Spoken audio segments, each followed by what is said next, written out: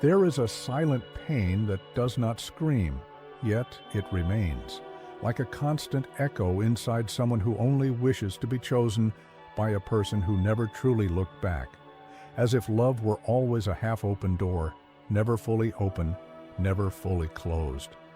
And perhaps what hurts the most is not the rejection, but the waiting, the persistent hope, the feeling of almost, have you ever felt that, as if you were always available, but never truly seen, as if your presence were noticed, but never prioritized? There is something deeply human in this, the desire to be chosen, not through insistence, but through genuine will. Not because there are no other options, but because you are recognized, and when that does not happen, something begins to break in silence.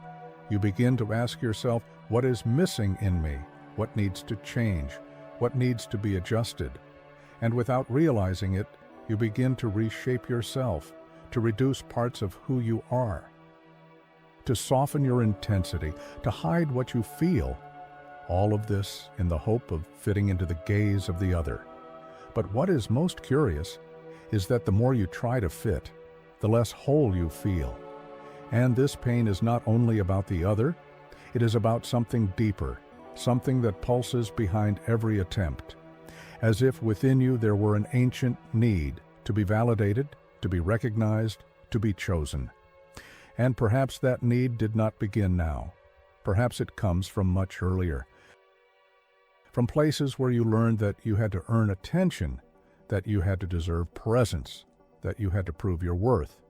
And now, without noticing, you relive it, in the same patterns, in the same choices, in the same absences, as if you were trying to finally resolve something that was never resolved.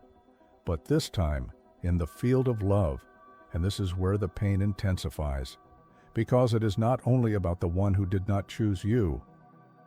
It is about how much you abandoned yourself trying to be chosen. There is a silent pattern that repeats itself, like a mirror that always reflects the same scene.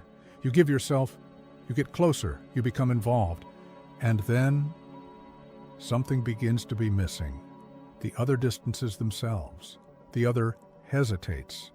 The other does not respond the way you expected.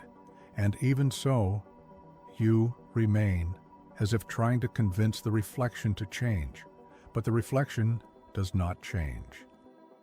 It only repeats.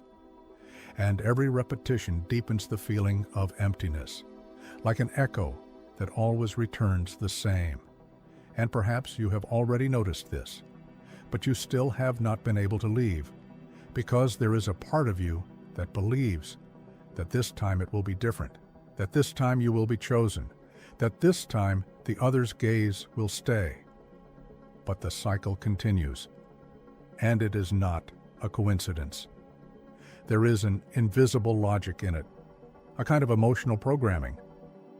That leads you again and again to the same type of experience, not because you want to suffer, but because something inside you recognizes this pattern as familiar.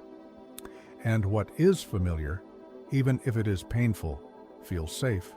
It is as if you were trapped between two forces, the desire to be loved and the fear of not being enough. And so you accept less. You tolerate absence.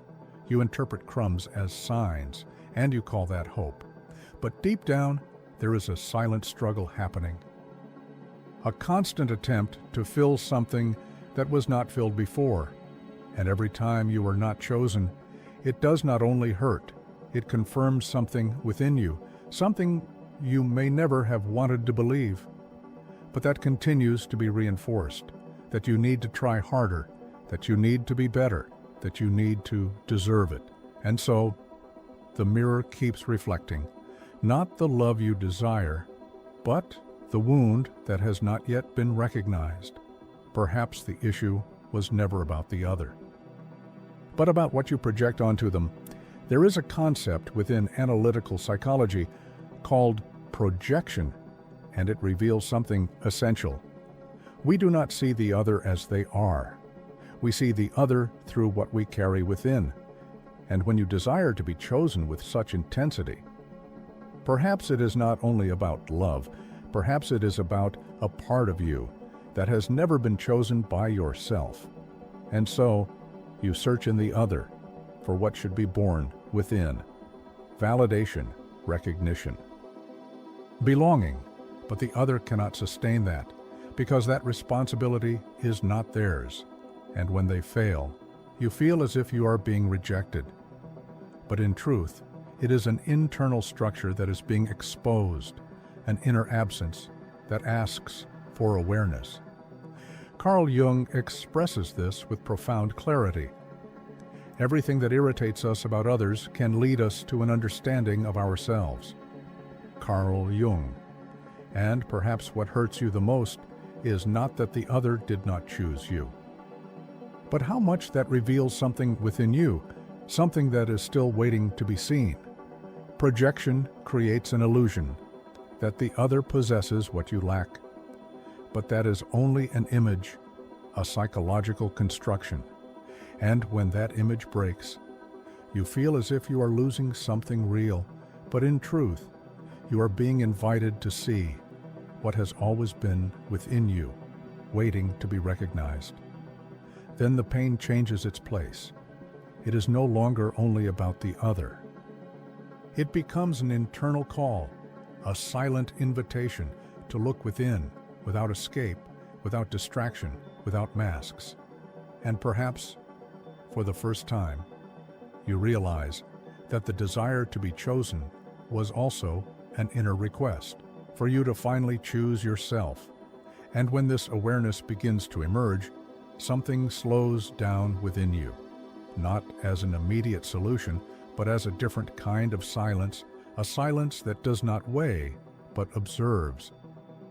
You begin to notice small inner movements, the way you react, the way you wait, the way you give yourself, and little by little, without hurry, without demand, you begin to see yourself, not as someone who needs to be chosen, but as someone who can recognize themselves.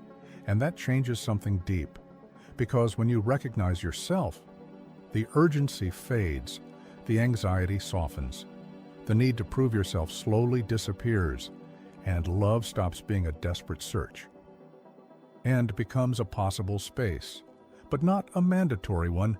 You do not stop desiring, but you stop depending. And there is a silent freedom in that, as if you were finally breathing, without waiting for approval, without waiting for validation, without waiting to be chosen. And in that space, something begins to bloom, not for the other to see, but for you to feel, an inner presence, a quiet firmness, a sense of being with yourself. And perhaps true love begins exactly here. Not at the moment someone chooses you, but at the moment you stop abandoning yourself and choose to remain with yourself, even in silence, even in absence, even in doubt, like a calm sea at sunset that does not need to prove its depth, because it simply is deep. If this message touched you, write in the comments the word essence, because it is in essence that we stop shaping ourselves to be accepted and begin to exist from what we truly are.